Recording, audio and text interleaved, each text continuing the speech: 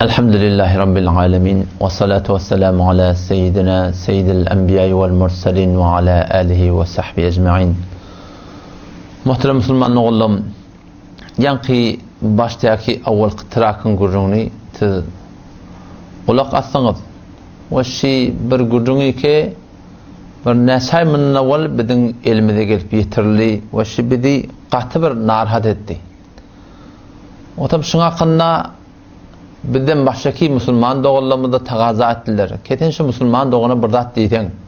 Şun şi yehtekki dayıgıda aydan gurrunları, aydan dağıtları ve bir esası bir bunyat vuran töhmetleri dağıtları birda dey ki ağır yalan töhmet ağır bulur asmandan niye? On biz şu Hudayi benehinin gurrunu eşitip qati narahat bolduk.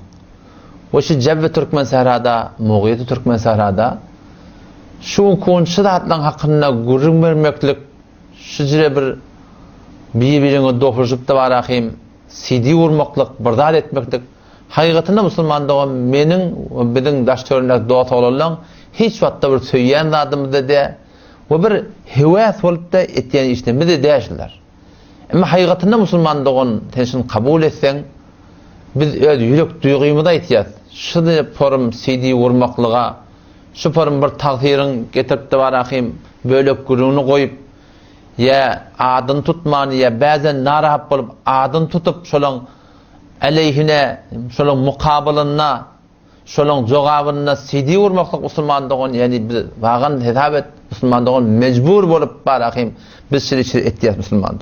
İneleken muadde sen neştağı gurunu şunleş hemmet bir tekki daygımeden ne gurun diyten olacak ki bidi ve bidin ulamalarımızı ve bidin tiremizde fehmde, etiqatta, imanına, amalla gidip birin adamları keşi mantıqada gidip yerler yani bar yoğumu yere gömüptür bir forum gömüptür ki öğrelep çıkmır yalak gömüptür deyip Müslümanlığın aytan olacak yani. O ham bir gurunmeden adam bir ma'ruf şahsiyet tanılayan adam cımgalan memberlerine o muhtelif menaberlerde, muhtelif mecmelerde bir gurun verip, sayrap, millet bir ağdanı gözlep duran adam bir gelir geçer bir ay ganimat bir yart yurtin bir kep aydıptır da etmeni innemen koytan da bolacak deyip yo o derede de hemmek şeyle bir insanın bir şahsiyetli adamın avraylı adamın cımga memberine oturup millete gurun veren adamın marahim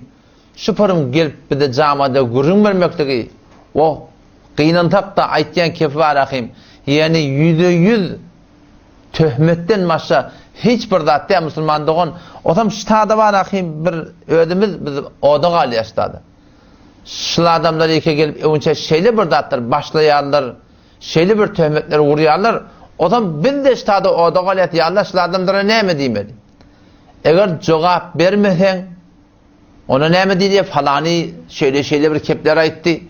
Hiç kim onlara cevap verip bilmedi. Hiç kim onun evine durup bilmedi.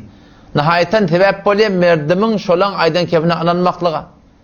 Eğer de yani sen cevap versen o tam ne mi yaştada biz boliyat ihtilaf döretiyen ihtilaf hıyetine gelip veren ulamalan adına avrayına hemletiyen ahum mollalan avrayını alayan biz boliyat Huday takan. Halin ki evunçak ten hitabet şu an ten şi ödünü Müslümanlığın şu muhtelif cemaati ki şu Türkmen Sahrada ba sizin hayti biriyinde bir mantıqada tanılayan alim sizin öz anametyen ahununda anametyen bölüngüde anametyen etiqatlı adamında kesin tefsirine var yartınız şolara göre ayet tut yartın ayet açmakla ayet tutmakla şolara göre var yartınız yani ayet şolara göre tut yartınız sizin öz hayti birinin anam ettiyen alimnin mukabilina şu forum bir adam, atlı adam, avraylı adam zımgan memberine eğer CD vursa siz şunun mukabilina ne edersiniz?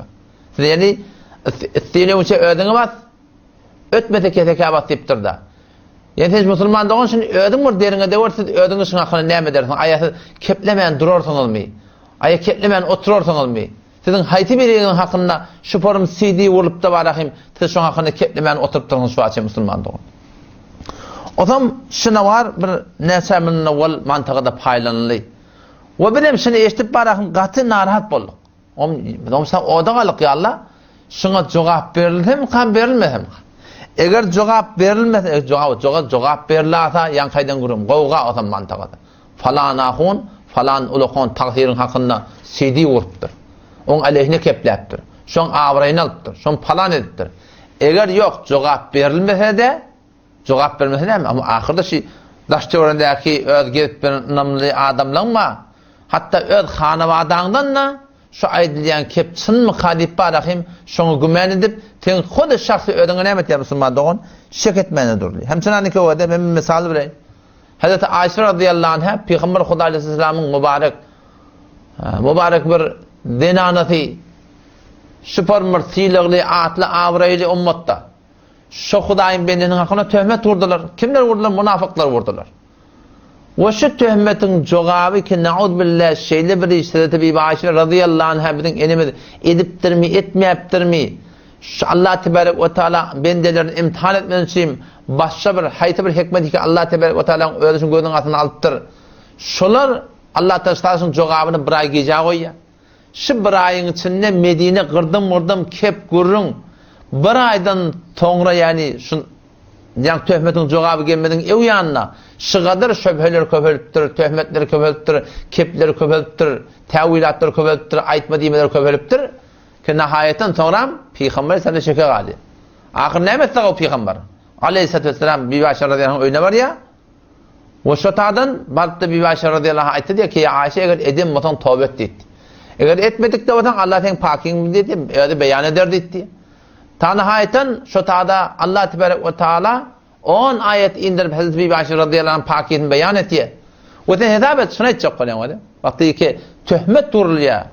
O töhmet de şu doğratında yöne bir o Medine Münevveren gurrunda buat bir fezai mecazida CD'de bilen dağıtla bilen ten heh diyende dünyanın o çetine Türkmen dilli olsun, Fars dilli olsun yetip du. İndi ten şu töhmete Peygamber aleyhisselatü vesselam'ın öğüdü töhmetle bu işlerine Peygamber şeker alıptır Müslüman doğun.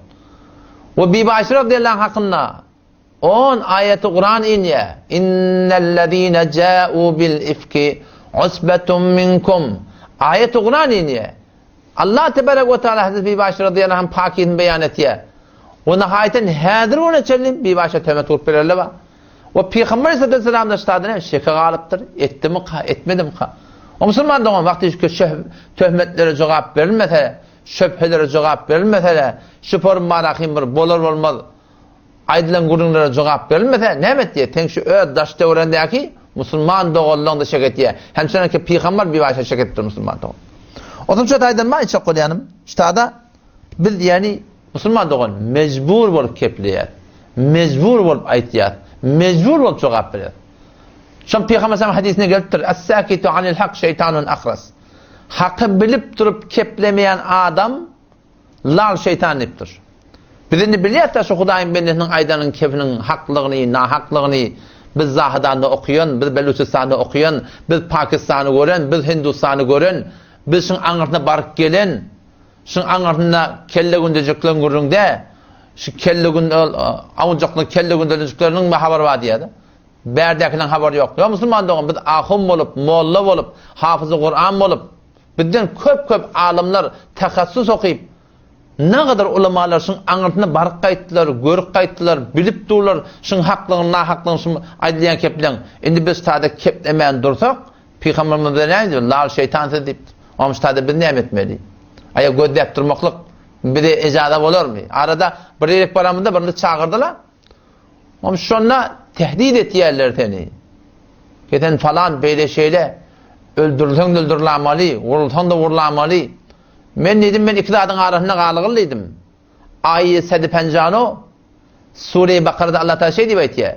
İnnellezîne yektumûne mâ enzelnâ minel beyinâti vel hudâ min ba'di mâ beyyennâhu linnâsi fil kitâb ulaike yel'anuhumullah ve yel'anuhumul la'inûn. İnnellezîne yektumûne bir şekil ulemaları ki batırıyorlar. Ma enzelna minel beyinati vel huda aşkar delilleri hidayetler batırıyorlar.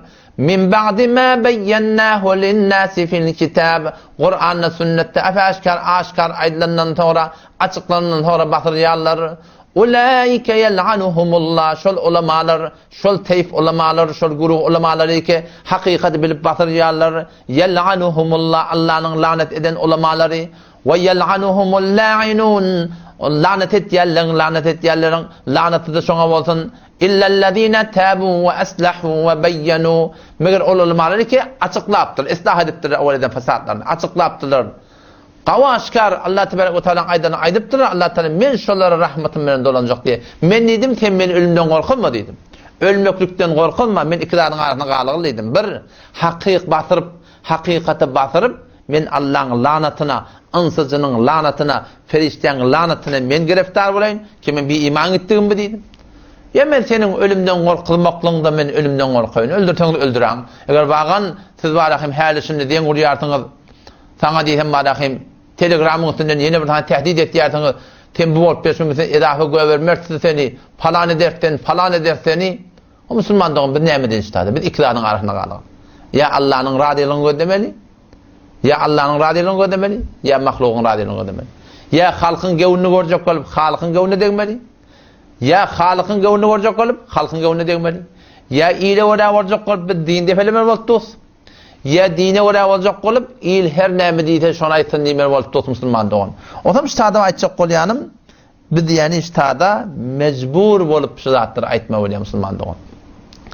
Ýani etten geçip tünke etýär. Ine ştada keplemeden çäreň ýok. Mundan awal musulman dogan şeýdi. Umumen toralýar da näme nawar bolýarsyňyz. Sidi bolýarsyň musulman dogan. Mundan awal biz näme sidi ursak, biz faqat halate defai bir hücum edip, tahacüm edip biz öňçe başlamydak. Öňçe öldür başlaýarlar, şuparym nawar bolýarlar, ýahyratýarlar kulli mantaga Türkmenistanda. Odam bu taada näçe aýlap ol dost, ol ulama, ol ahum bolan haýyş temennata hafiz şuňy birdat diýewery. Şu bir öýden çykmarýarlyk etdi. Odam şu taada bir keplämizde, biz bolýar fitne düretýän, biz bolýar barahim ihtilafyny gidip beren. Bular näme bolýar? Bular falan ahunyň, falan alymyň nawrýatym, hawa näme kepletmän goýardy diýär. Otam şu taýda musulman dogan. Ama ne mesal uraýyn. Muny wol nagada sidi urla. Nasıl sidi urmakyň sebäbi näme musulman dogan? Kim başlapdyr şunu? Ineleken men kaçke men dostýarlam ejada berenek at tutmaklyga ýokdam ýeke men at tutup aýtmaklyga musulman dogan men teýýar. 29 gece şu radio gurgönden falan takdir muhterem ve kulli mantıqlaşan tanıya Vehhabiyet tanımalıp 29 gece gurun verdi. Ve şu 29 gecede Hanefi mezhebin aleyhine %95 Hanefi mezhebe ters gurun verdi. Ve şeyle bir kepledi ki aslında marahim ten yakin musulman doğulanda şek edipdi ki bağan falan takdir şey diýetdi. Bu ne azra bolýar onda? İhtiyatı okuymadan ten bana Vehhabi diýipdi, falan etmesen Vehhabi diýipdi. Ama nihayetten işte biz mecbur bolup 25 gün men dertten galyp şu sidini gurma bolup ben hem defaz mezhep Hanefi. O hem şonu biz de Huda için marahim şonu paýlama bolýar beýle şeyler. Ha şeýle falan takdirki töhmet turupdyr. Şizire şu gurrun. Otam ştada böyle bir ihtilaf düretýär. Şaýatda bir diýsin-na, agay falany tenki öýdüň bilimli sürýärdiň, alymly sürýärdiň, dile war sürýärdiň, o barp jogap, barp gurrun edamalla, musulmandyň barp hem gurrun etdi. Bir sagat yarım doğrusu şu Hudaýyň mennet bilen ki 29 gece Vehhabiyet tanımaly radeden gurmaly 3 nefer bolup lap aradayda bir çupa birden Honda bilen barp gurrun edip gaýtdyk. Bir sagat yarım o bir kim Hafız yolma kim o bir tanılman ýeren wagty inni şu sidileň üstüne ne kadar oğlanlar biziň adymyz bilen tanış bolupdyrlar. Bir sagat yarımdan sonra gurrunda näme üstüne bir Hudaýa tygynmaklyň üstüne ten nihayetten malahim imanyny amalyň wesiletden ýa-da öwliýalaryň hormatyna peýgamberleriň hormatyna diýip aýtsaň munda müşkül ýok takdir. Şuň üstüne biz bir sagat yarım gurrun etdik. Allah bilen kasam ine öwründe Qur'anny näme diýse gawşa. Näme diýse gawy. Ahyrda diýdi men aýdamak kim diýdi. Men aýdamak diýdi Hudaýdan ýa çağırmaly. Meni ýoşakyn takdir. Sen radioda aýtýan kim sen diýdim. Onu ýa men aýdamak. O beter gawy men aýtmaýanmasaň diýdim. Biziň de agydamyz şu ýa Allah tinç iman amal vesile edilmeli. Nihayeten tevessül Hanefi mezhepde ýa-da öwliýalaryň hormatyna, peýgamberleriň hormatyna sen kabul et dogamy. Emma sen öwliýalar femile çağırmak ýok diýäňdämi? Ýok, biz aýdamda ony. Biz şona çykyp gaýtdyk. Näme mesele gawy? Ýygyňdan o wele. Bir näsen Vehhabi gelipdir. bir de düşündürecek bolýar, bir de falan edecek bolýar. Kölle mantaga barakyň, spor marakyň kep gurun gaýratdylar. Oňa açyk goýanda önçe barylman durana, Musulman önçe barylýa. Ya ilerlekem şu alaky şu guru Seyfiyan hakynda bir CD wurdyk. Öňräjik bir hakykaty tasawwufdy. O şoň wurmakyň sebäbi näme? O muhterem tenike aqlady men pir diýip oturýarsyň. O olakam bir gömbetli mescit alyp durdyň. O sana zımgada şu wagtda wagt berdi ýa-da zımgadan gurun bermekde şu Hudaýyň menne. Adam şonda şol zımgan memberinden bir şeref tebliğiler bizim cevallımını gumrah edecek bolýar, falan edecek bolýar, falan edecek bolýar. Öňçe öder başlaýarlar, CD urýarlar, ýaýratýarlar.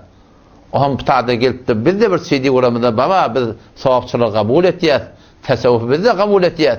Biz de sowapçylyklar adymyz var. Hakykaty bizde bolmasa da bir masjidin atbarýan tertiň sowapçylykda sen cemaat tebliği sen dil ýetirýärdiň, cemaat tebliğiň aňaty Ulama Hanefi mezhep bütün aýan süreňde adam stada näme bolýar? Biz bolýar stada. Gynan takda bar ahy, ihtilaf döretdi. Ýani näkem ýa mecburi fiqh türk meselelerde oturşdyk da biz şu tada badyk musulman dogan. Biz şu tada oklaşdyk şu tada ulamalar bilen. Ki şu tada 4 tane gurun bolly. O şu tada film merdani bolly jan dogan. Film merdani bolly Allah bize rahmetli biz şu sowtyny men şu tada goýup zevt etdim. Şu tada film merdani bolly. Nagdyr ulamalar aýdyrdylar her ýerden. O şu tada ayete bir taraf bermeletdiler. Meger ulamalar ki netiqatda üçin barma diýdiler. Ayeti 3 gün tutmaly dediler. Şu 3 günde de subhanallah har şam bolmaly, ziyafat tertipde bolmaly, tadaqa oňa we bolmaly bu aýtyp barahym bir tawafyk etdik. Ahir günüň aý 147 ýysyna delil bamya ýokmy? Men gyryp barşymy 4 tarap gyrypdan falan takdir. Sen şunu bir kitapdan delil getirir. Haýsy bir Hanefi mezhebiň kitabyny bar. Bizini gurun ýok. O musulmanlar iýme bolsa bir de iýjek. Önelekim teýýar turanda apa iýjek bolsaň. Halan ýerinde tura ilmen näme erten asyma o ilme bolsa musulmanlar bir de iýjek şundan. Delil getirin bir de. Türkmençe dogan edip barakyň. Tawus turk gaýtdylar. Yarım saat sonra, bir saat sonra bir de gaýtdyk. Şoň ýerden nohlata bir siri gurun edip şu fetvany balap haýyn edip şunu barakyň mantyga ýeretdiler. O ustadlaryň da 2 tanaga gözlemenjek imza edipdirler. Biz bar şahsan huzuri gurrun etdikler şöyle bilen. O Mawlana Gurgişdi men niye? Men ýalňyşdym diýip de ne ýapar ýalňyşdypdyr. Allah öňe kabul etýär. Ýönder her suratda nuwada senin Mawlana Gurgişdi ýalňyşdypdyr, ustad gözlemenjek imza edipdir. Ha, ne imza etipdir şol. Musulman dogan gurrun ýok ki. Biz Allah ýatmy. Şu mecbur fiqhde näme bolan gurruny? O sen şu filmi getirin da.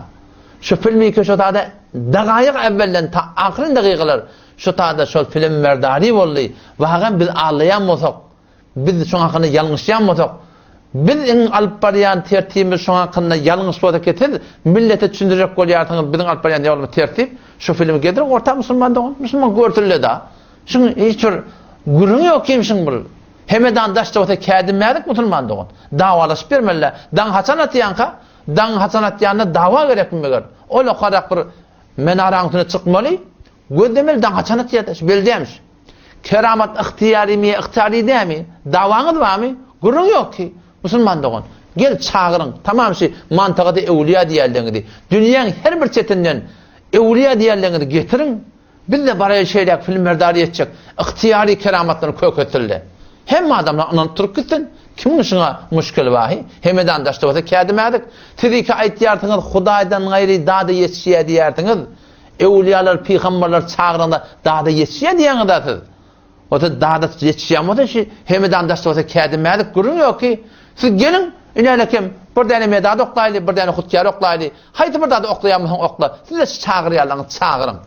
Gelin galdyrdylarşlary, götürdülerşlary, ütgötürleşler musulman dogan.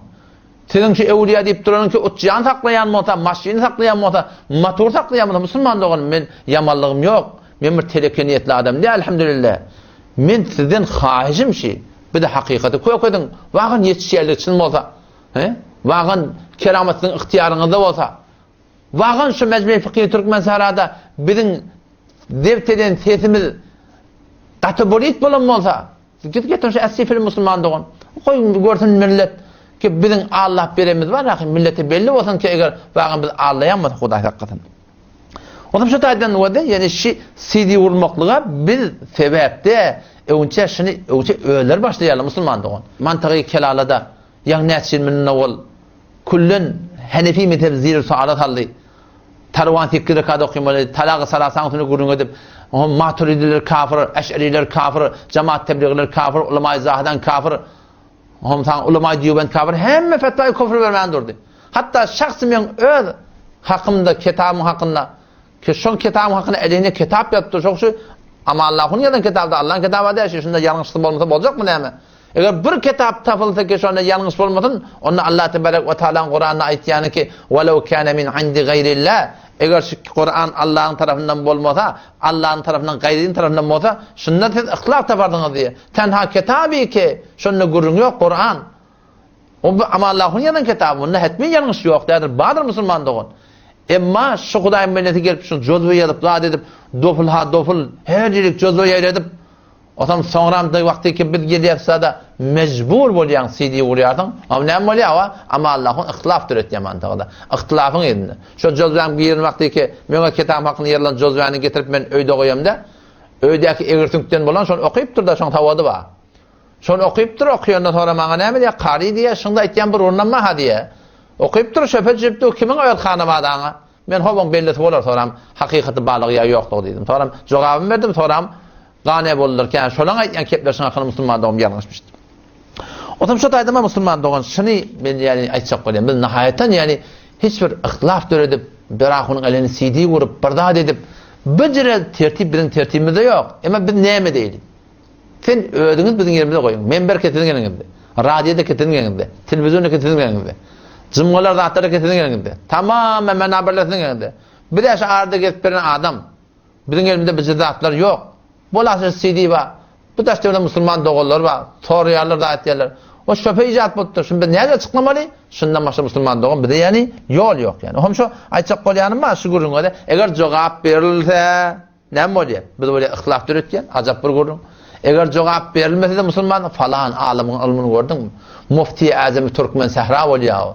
Asıl var Tayyip Abdurrahman şov oluyor. Falan edip şov oluyor. Müslüman doğan kıyınan takdı beyledi. İlerleken model şey bir ihtilafı Türkmen Sahra biz başlamdak ki şimdi. Avvaldan bada. Sadece çeleheften beri biz dünyaya gelmedik vaktimiz. Şu zamanda Vehhabi Osmani olup birbirini kıyı vermeyeni, zat etmeyeni, bizim hudu şu zamanın ulemalarının Süphamerdahun Şir Mehmetli, Hacı Abdülvahhun rahmetullahi aleyhin şagirdi, yakin şagirdi. Şolardan bizim ağzından estikçe avvaldan bir bolup gelen gurun, bizim baştan gurun mu de avvaldan da şiddet bilen ba. Şundan da güçlürek ba. Yani bu atı sididat bolansan, indi beter yüzüne kâriyat çıkya fezai mezadiden şoğun menis Müslüman doğun. Oğlan ba bu gurunlar avvalla ba yani. Ben olsam yani o da stadım ben sadece gurun ede Müslüman doğun. Biz ihtilafi gurunun işimiz yok. Bir de sen ihtilafi gurun ağda mı da? İhtilafi gurun diyorlar ne mi? Bizim aytyan gurun ne mi? İhtilafi gurun diye. Bizim aytyan gurun hak bilen batılın gurunu. Halal bilen haramın gurunu. Şirk bilen tevhidin gurunu. Bidgat bilen sünnetin gurunu. İhtilafi gurun diyorlar ne mi? İhtilafi gurun diyorlar şu baba. Mezhepte bir zatlı oluyor Müslüman iki tane kavl oluyor. Hemen teşvat iki vakit namaz okuyanda desence durma olmuyor. Ya aman birazcık evrak durma olmuyor. Şundan tebabatı rayba. O şulma rahim şundan gurun ettirulanak. Ya kamat aytmal demi. Hop şerli vakayda gelip dur şerait veren. Hop bir aysa aydar da. Yani şuna var Müslüman doğan manahim gurun ettirulanak yok. Ya teratu haman necis mi ya necis değil mi? Mezhepte tebabatı rayba. Fetva hayatını veriptir. Esen fetva verilmeyiptir. Şuna menes avuncak gurunları iki ba. Şunu arat alıp gurun edip verene kadar Müslüman doğan. Emma ağdalayan gurun Müslüman doğan halal haramın gurunu. Doğru evrin gurunu. Şirk-i tevhidin gurunu birdatlar ki bizim Hanefi mezhebin kitabında sırahadan geliptir. Ahun gelip gurun var ya. Kulağımı eşen adamın da. Bak diyor, şahsen de gurundeş olduk. Zımgadan gurun var ya. Dünyadan gitti benden. Öyle kan mantığı Türk mesela ahuni. Zımgadan gurun var ya. Hava şu açı zımganın ne? Ölülen, zatlan, ruhlar şu gelip durandır. Onlar da doğa hantamadır. Men şahsi ödüm var. Mescidinde gurundeş oldum. Takdir etsen aleyküm şu aytyan kitabın daqaiqul ahbar diyorlar. Şu kitap kimin kitaplığı belli de. 3 tane musannefesine nispet veriyorlar. Sen niye aytıyordun? İleriki meşkatten ben delil okudum. Kur'an'ın delil okudum, falan delil okudum. Takdir etsen cevabını bana versen ne meşi? Onu ballı sen bilen adam senin bu kendi atmadı. O bana cevap diyor da o kendi atmadı. İki cümlede geçer. Yine şu gurun aytıyorlar. Sen ştada ne etmeli? O Hanefi mezhebin öz kitabında, fıkhi kitapta men kâle inne ervâhil meşâyih hâziretun yekfuru, her kim evliyalan meşâyihın ruh hazır nazır deyip ayıpta, şu gelip du, görüp du deyip ayıpta, kufr deyiptir da, kufr aqidasi, günah kebiresi, kafir deydik de, kufr deydik, her bir kufr kafirçılık da musulmanlık on. O müştahada sen bir torağında, sen benim bişim edip barağın sağıma sen yol halk görüyorlar. İyidinden de hem malahim şiforun malahim bol tutuyorlar ki falanı ihtilafi grubuna gidin. Ya musulman doğan biz ihtilafi grubun esen işimiz yok. Bizim grubumuz hak bilen batılın grubu. O zaman şu taydan o da musulman doğan biz hiçbir başka bir maksat yok. Siz veren şiforun malahim bir karşı durulya. Babel etçinin musaleme tamiz kavuluk bilen hel edecek olup alade ediliye önce ama başartmayarlar da orada. Başartmayarlar. Oten şu bendere de barıp bir grubundeş bolluk. Sana deyten malahim, o pişkemlerde barıp bir grubundeş bolluk. Ondan başladı ne kadar bir grubundeş bolluk. O zaman barangda sen cevap verpirin akla sana.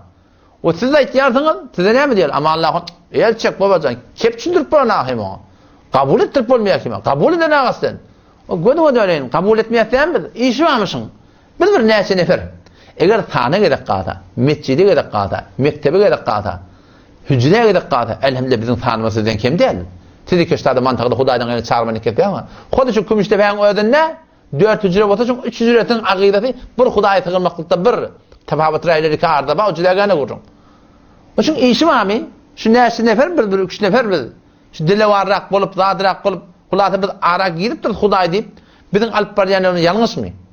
Sizin yanınızda baramızda ulakan taqdirlan yana baramızda. Siz bize kefil düşündürüp bilmeýäňiz mi? Ya biz düşümsüzlüge urup barahim tertmekteklige salıp sizin aydanıza kulak atmayak mı? İşi yok da şun. Näme iş var şun? Musulmanlarga çağırın biri. Hayt bir mecmu'a çağırın. Şu taada biz dostana otur söyle. Açısında şu görün. Filmlerde bolsun yani. Şun biz inanmamız yok. Eden tecrübelerimiz bilen barıp gurundeş bolanda yüzüne bir form izinden çapmana durýarlar. İzinden gapmana durýarlar musulman. Biz esen inanmamız yok. Xudi mecmu'i fıkhi Türk mesalan öýdi. Bir de uluqan bir dersi ibrat ki näme diýip mesela filmlerde etmedik şimdi. Oturturlar. Açılsın da şu gurun bir näçen jawan ogly musulman dogan. Gelin gurun açılsın.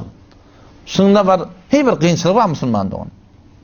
Otam şu taýdan mara musulman dogan. Ya wada bundan awal CD gurulýa, zat edilýär şoň sebebi ödi. Ya nälekin wada bir teke filmleri bejerilýär.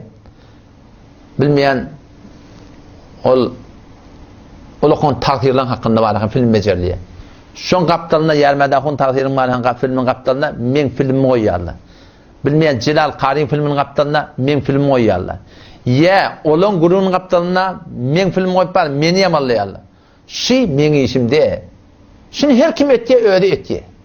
Ve men şidatlara rezayetim de yok etmektir. Ama men aydan kemikliğine doğuyor ne? Men vakti ekil haram deyip durun, men henüz haram diyen. Ekilin haramlığına ahım olarak ki 60 yaşanlısı sonradan görün. Ömür sayı Türk mesela işletip veren gurun. Yani o da şuna içecek koyan. Şu gurunlarda musulman doğum bizim doğrulandığımız da. Men öyle aleyhime beceriyerler. Allah versin cevaplar men ne mi deyin ha? Xudi balasın Amerikayı falan ip barakım film beceriyerler. Ne mi etmeli? Kimsenin onu geçip biliyor. Hem çınarın ki şoları men rezayetim yok becermektige bir kesin herkes becerip gövertir, paylak gövertir. Şonu men filmlerde men beceremek. Men adamla bejerenak, men malahim qatnaş berelen bejerenak bir bejeripdir, paylapdir. Gelin atfardan çıkandan sonra sen tam basın çekip dolap alyansan malahim o maqsadına barıpdır Hudaý haqqatynda. Otam şu taýdan musulman dogan yani biz sizden ulama mantagadan wagan siziki gamy ummat sizde ba, gamy Türkmen sehratı da ba. Siz şunu Türkmen sehra şerif dip ýazgyňlar hem şunu iftihar edip aýtýardyňyz. Şu forum şunu ullaýardyňyz. Türkmen milleti hemme adyna gaýym musulman dogan. Hormatly täçmela hon tana, muhterem musulman doganım. Sen gel inşallah otur söyle. Wagan sen şu kadar dilewarlyk tenne ba, şu kadar jur'et tenne ba, şu kadar tenne bir elim deyip öýdüň şunu aýdyp dursaň musulman dogan men tenden tagaza etýän. We her kimi ketir şu wagan alyp barýan tertip ýalňyş bolsa, siz şunu gelin otursun. Siz wagan bir gaýgaga girilsiz şeýtip ketip ýarsyňyz. Siz eger bizim wagan bir alyp barýan tertibimizi öwe gitmeýänini aglamasaňyz ay öde aýdar goýar ýerer diýip siz ýatmalysyz rahatça. Emma siz rahat ýatyp bileňiz. Siz ganimet yer bolsa çapçak bolup başyňyza gaý, gapçak bolup başyňyza gaý, depçek bolup başyňyza gaý musulman dogan. Şuň näme işi bar ahim? Siz gelin otursun inşallah taala. Biz inşallah haýsy bir mekany hususida siz çağırın biri, biz de baraýly siz de gelin. İnşallah oturup münazara edeýli. Filmler daýry bolsun. O bizim bilmeyenligimizi, bizim cevap verip bilmeyenligimizi millet ödü görüp düşünür Müslüman doğan. Milletin aklı huşu anlamında cayına akı. Odam şu taydan o da yani şu mantıqada ne kadar rahmetler çekildi. Ağa geliye ketir pişkenmerden qarasuva geliye qarasuva. Şu tayda gelip gürün geliye. Günne günasa kelaslar boluptu. Toylarda da adlarda nereler vuruluptu. O siz ki şu kadar harca borca kalıp zahmet çekiyordunuz. Biz ağa aytiyaz biz şundan kelala 150 kilometre medenine bir kitaplamını götürüp şundan barcak ağa falani sen de anırdan 15 kilometre gel kelala biz oturuşuyuz tada film merdali otun o nihayetten malak münazire edeydi o bilen onuşmadak bir kadam öğde koyuydu siz nemeden çekiliyordunuz Müslüman doğan ben heyran yani dünyanın ne şey fezai mecazide bir Hudayın benneti iddia ediptir şey yankı kelalada şefaati inkar edildi kullen kıyametun şefaat yok deyip dolu Huday taqqan. Hususi babda dotağlı gurundaş bolla. O nihayetten fezai mecazide gelip iddia ediptir. Ağa şimdi mesele şefaatta her kim mübahale edecek olsa men teyyar. Acayip bir adam. O zaman şondan men peyam verdim şu guruhun uca adresinin komentini verdiler. Yani linkini verdiler. O men girdim içeri akşamana ağa şöyle meşvat derdim ma. Yatıdan sonra men münazara da gelecek, mübahale ederim gelecek olsa geladım men teyyar dedim. O nihayetten şu guruha hemen girdim. Münazir ettik şu tağda dostana. 5-6 tane soruğa cevap verip bilmeyen. Şu fezai mecazide hiç öte yengip olmaya. O tağda oturan yerine köpçeğini kıyışan halan kefini yadı otu tanı. Sen burada soruyorsun o başta burada diye. 5-6 tane cevap verip bilmeyeni ahırda men dedim gelle mi mahalle edecek otanı. Yotup dua değil la. Hudaya taletin kimi çekinma. Allah tebarek ve teala çekinma mı? Kıyamete çekinma mı? Seni alıp barayan yoluna çekinma mı? Şey diyende tavlı vuruyor Allah. Sofranın başında ödüne beraber şiir. Ama meydana gelme olanla mutasifane Müslüman doğan rahim izin aytıyorlar yani. O zaman şu da adam Müslüman doğan yani Babilet'ten şu aşımızın Türk mesaramında ne kadar müşkilatlar var. Hicab ne rak var ya, sünnetler ne rak var ya, bid'atlar yok mu oluyor? Hilaf şeriatlar yok mu oluyor? O hem şu arada şey ittihada yetmeli biz. Ama ittihada yetmeklik bir kıymeti. Ne mi ver? İttihada yetmektik eğer şunun şirimodaki bir halaf sünnetler teyit edip ay ganimet bolsa bolar Türkmen milleti saklaylı Türkmeni saklamak bizim niyetimiz yok biz din saklamak niyetimiz var biz Kur'an'a sünnete amil olmak niyetimiz var Müslüman Türkmen benim kavmim Türkmen benim dilimi benim kavmiyetim milletiye men huvviyeti ictimai şahsi milleti ama şahsiyet taydan men musulman men hissadım Türkmeninkide ne men haqqalım Türkmeninki ne men geyim Türkmenden gelipdir ne tellem ne durulan yazılan kitaplar ne mescidimiz ne alanımız ne cumamız ne hacımız hiç ne bir nikahımız ne bizim hicabımız hiç bir daha musulmanım Türkmeninkide ki biz bu hukumarahim gel Türkmene dayanarak Türkmen şey diye deyip bu ittihada bir teyyar ama ittihad der neme hak bilen nemen bunyadı bilen Hanefi mezhebi bunyadı bilen gelin inşallah Kur'an'a sünnete Hanefi mezhebi payment buluyor bu da kavatta da ağlamasınlar başla ağlamasınlar diyen ağlanmasınlar ay bir de falan takdir etti bollu şu aydan bir de ertekün kıyamet günü delil Müslüman doğan böyle bir zat yok bayet tahkik etmeli bayet hakikate yetmeli ayet sure Tevbe'den okuyun Siyek Sure-i Tevbe'den okuyun. Şu tada Allah tebarek ve teala ayeti indiriptir. Ayeti inmekin sebebi ne mi? Addi bin Hatim radıyallahu anh. Hatim tayin oğul şey. Müslüman oluptur. Evvel Mesihiymiştik. O zaman Kur'an'ı vakti okuyup var ya bir para, iki para, üç para, 8 para, 9 para, 10 para Sure-i Tevbe baranna şu ayeti Siyek Sure-i Tevbe baranna şu tada durdu diye. Ne mi deyip diye? Allah Teala'nın na'udu billahi ayetiyen töhmetçi deyip diye. Şu Huday Teala'nın aydıp duranı bizde yok deyip ne mi ettirmiyor Allah Teala? İttekadu ahbarahum ve ruhbanahum erbaben min dunillah vel mesih ibn Meryem Yahudiler, Mesihiler ittekadu tutunurlar ahbarahum ulemalarını ve ruhbanahum barahım deyirde gitpen rahiplerini erbaben min dunillah Allah'dan gayri Rab tutunurlar Allah'dan gayri Huday tutunurlar Allah'dan gayri ilah tutunurlar Allah'dan gayri neşle Huday tutunurlar Allah'dan gayri ilah tutunurlar Allah'dan gayri ibadet ettiler geldi diye Peygamber Aleyhisselam mübarek mehzerine ya Resulallah Aleyhisselatü Vesselam Allah Teala bize şey deyipti, biz ulamaları ibadet edemdik. Biz keşiş, pabuk, kıssisi, ruhbanları biz ibadet edemdik. Allah Teala bize şey demek değil. Ne böyle ya Resulullah? Bize töhmet bulup görünüyor şey. Peygamber sallam aytdı diye, meğer sizin ulamalarınız halal haram edenine, haram halal edenine, şolun tiyli hürmeti derekli. Siz şolara öyle bolmadın mı? Ha bolluk ya Resulullah. Evet, adavrayından korkup şolara bolmaklık, bolluğun bolluk ya Resulullah. Peygamber sallam ne dedi diye? İğnes ibadetkardan ulama dedi. Ulamaların ibadeti diyen şey. Çünkü falan talhir aytiye, bizim tayfamızdan, bizim tohmuticimizden, şu bizim ulukan talhirimiz tiyli hürmeti zahirine saklan. Emma hakka hak demedik, na hak demedik. At, avray, tiyli hürmeti ortağa gelipti barakim. Halıkın gevni degip, halıkın gevni görecek bolsak, iyilin gevni görüp ve dinin gevni barakim yıkacak bolsak, onna halk sen ilahın oluğlu. Falan alim sen ilahın oluğlu. Falan ahun sen ma'budun oluğlu Müslüman doğun. İyil sen ilahın oluğlu. Görün şunu tüne. Çünkü falani aytti, hulasa şu da bilyendir bırdadi. Bilip durup tahkik etmeyecek. Ertikuma kıyametin Huday Teala'nın yanında baranda bi ilmi bilmedim men, yalla düşünmedim men, ol hirgir barakim Allah Teala'nın yanına ozur değil yani. Peygamber sallallahu aleyhi ve sellem ayıptır da şu ümmet 70 bölük bolcak deyiptir. Bolcaklığına ayıptır, bir de bolluyan adı yok. Bolcaksa deyiptir. Bir hak şoň deyiptir. Hayt hak ya Resulullah. Ellezine hum ma ana ve aleyhi ashabi. Men bilen yaranym ýolunu tutan deyiptir. Şu men bilen yaranym ýolu ýa musulman dogun ehli sünnet wal cemaat şu. Şu 4 mezhebin içinde oynayışı görürüm. Bir de Hanefi mezhep elhamdülillah. Bir şu alıp barayan yolumuzda şu Hanefi mezhep bana sana hak. Şunna Kur'an'a vara, sünnete vara, şeriata vara, şundan hiçbir hüküm yok. Kavatlar şu mantıkada gayrimuhalletler var, mezhebe paybentli adamlar. Ben şunları da barha ayttım. Ki Müslüman doğun, bir Hanefi mezhep. Eğer şu Hanefi mezhepte Kur'an'a, sünnete, ecmadan, kıyasdan delilsiz bir da bağ olsa, getirin bu tövbe çakulu Hanefi mezhepten dedi.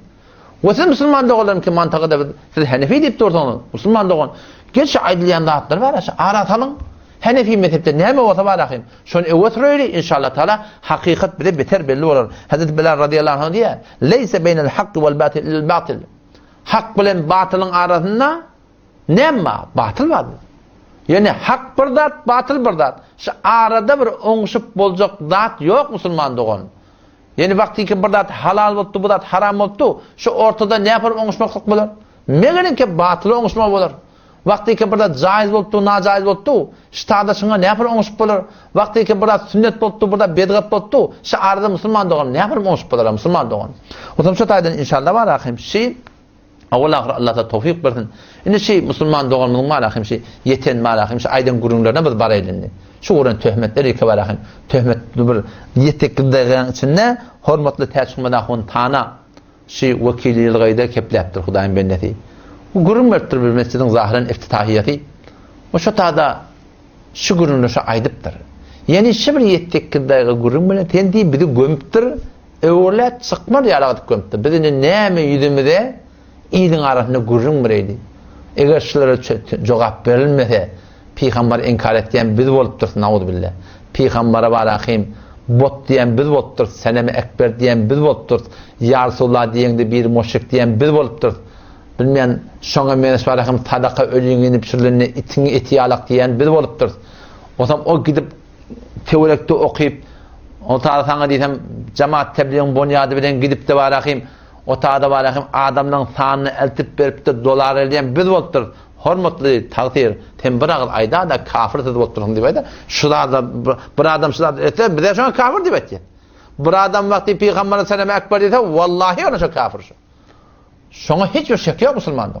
Wagty ki meni näwiýe ahun ýa biziň emsalymyzda gidip de Pakistandan bir zatdan adamlaryň sanyny eltip şolan dolar alýan bolsak din furuş biz bolýar musulmanda. O sen bir agyd bize musulman ne? Ay adamlar şeyle şulan ýyna düşmeýän gyýdyňy da beren bolsaňyz nikahı çödülýärsiň şu sen aýtýanjyň bunu söze bolýar musulman dogan. O şey tibar ahim yani bir qati qynanç yani men şu gurunç we bedetim geldi durana. Wagtym da ýok dogry. O taýda mektepde gödeşipdi. Yazmalarda bide gödeşipdi, bolmalarda bide gödeşipdi, giýen klasy bide gödeşipdi. Nagadar gurunlar bide gödeşipdi. Inäle kimse kıyam, şefaati inkar edip duran adamlar kelalada. Inäle kimse sidin sormuşsun, sidin urjak inşallah. Ola da bide gödeşipdi. Sen gelip ştada enne şu gelip şu töhmetleri aytmakның adetmek musulman doğan bir yani qatı bir qiynan jokdy. Yani o da hormatly täçmela huntanı musulman doğanım teňşi edeni işin aydan gurrun bilen yani bir iki ineme okuyupdyr. 4 yıl men şahta ölçeken Ahmedin bir çetçağına edin.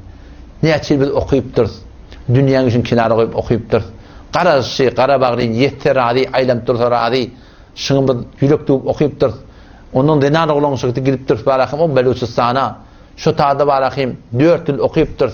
Şu taada taňa diýsem barakim bir doğru tüýjüsü taplanak. O akardan gidip getirme tüýjüsü aljak bolsaň nefit ýok. Biz hurma baglaňysynyň goryan ýene bir dady palta bilen çap ýene bir dady on tanaba dolap süýräp şol goşdyň todolly hyýabalaňysynyň süýräp alqaýdan biz gece uqlamda diýerdim başda okuyym bilenle turup olaqan ay palta bilen safydy demir öde demir o ağaç döwüp uqdan açılıp ýene de ahyrda kitabyny ýatqalyan biz bolduk. Şu kitap ýazak bolup 4 ýylyň sünne şu kitap ýazak bolup göde eneki bolan biz bolduk. Yani sen bırakın musulman doğan 8 daýga medeni gurrun bilen şun bar ýogyn ýere döküp ýere vurup öwürläp sen doğan garda tokmy diýiş sen ýüzüň gözdemir ýalyk etmekde musulman doğan bir yani bir gaty bir qynanç sen erti kıyamet gününe jogap berme bolsaň emma jogap berip bilmer musulman doğan megelin keten şaýdan keplenden halasana tawbe edip barakim elel elan iliň arasynda meşden hakynda ýalňysdyn diýip aýdamady musulman doğan. Adam baraýly nişin böylecik şu muhterem musulman doğanma şu aýdan gurunlar men mejbur bolup jogap berjek musulman doğan. Onu aýdym bir daha. Men cemaat tebliğiň ulamalarynyň ve cemaat tebliği diýýän. Cemaat tebliği öz menheci bilen biz cemaat tebliği gawrýar. O cemaat tebliğiň maňa ulamalarynyň elinde biz okuýdyk. Biz de şolaryň ulamalarynyň biri şonuň üstünde gerik gördük, bolup gördük, dadet gördük. Ama cemaat tebliği öz menheci bir has menheci var. Ol musulman doğan olara dil yetirmekdigin. Onu inşallah kanı öwrak demin inşallah gurrun berin. Allah temjan tawfik bersin. Ni hajahun şol awalqi hormatly täçmulahun tanan aýdan gurruny goý. Keşoň aýdanny öwrä men şu bir näsarap bir ýürek söz bir aýtjak gurrunma. Qazabatly musulman doğan söz gatdyr. Goýa hona oşany.